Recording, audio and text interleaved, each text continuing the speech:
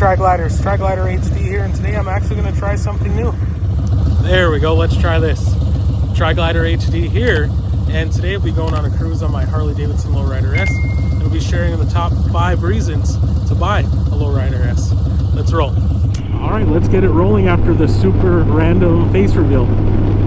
Reason number 1 to buy a Low Rider S is the ability to modify and customize these things to no end. You can go to any aftermarket dealer, whether they're online or in store, and you can pick any type of fairing, windshield, handlebars, risers, crash guards, seats, suspension, so on and so forth, and you'll have fun doing it. And that's the beauty of picking up a motorcycle that isn't going to be super expensive right out the gate. Just gives you that ability to modify. Moving right along. Reason number 2 to buy a Low Rider S is the styling. Now, I love the street glides and the road glides and the tri-glides. Obviously, I have a Tri-Glide Ultra. There's just something about the Low Rider S and Low Rider ST models that are just, I would say, appealing to a lot of people. And it doesn't matter if they're blacked out like they've always been or they come in the new chrome trim. They just look sick. It's about as simple as I can put it.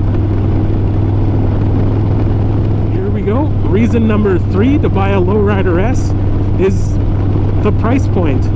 As you all know, I actually have a Tri-Glide Ultra as well, and I spent close to $39,000 on that thing brand new with only 2 miles on it.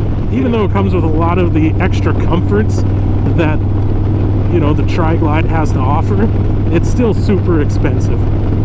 But the Low Rider S, brand new stock, you can get those for right around $22,000 or just under $22,000. So that's quite a deal, because you can take that extra money that you're saving and actually put it into all the modifications and customizations that you choose, which kind of goes hand in hand with my number 1 reason.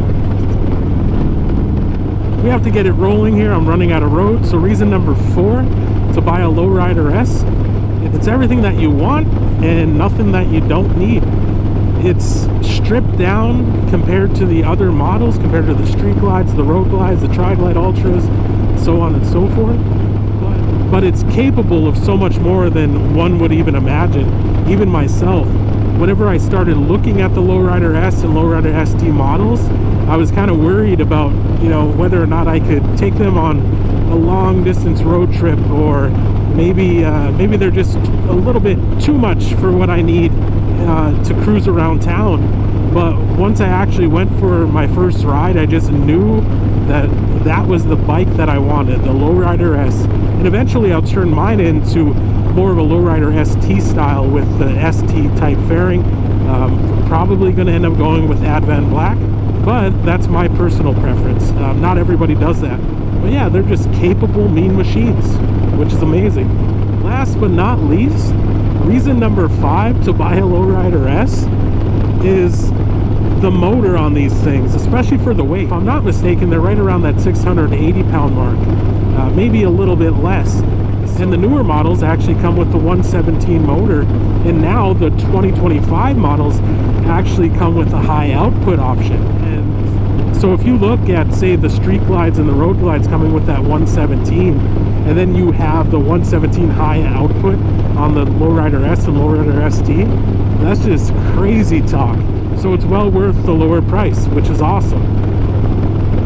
And you have the ST if you're more into the touring style, because then it's more considered a sport cruiser, if I'm not mistaken. 5 reasons to buy a Low Rider S, and these are just my opinions based on my ownership of a Low Rider S and what I've experienced so far since I picked it up.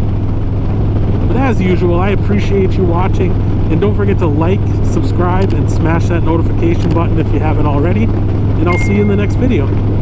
Have a good one.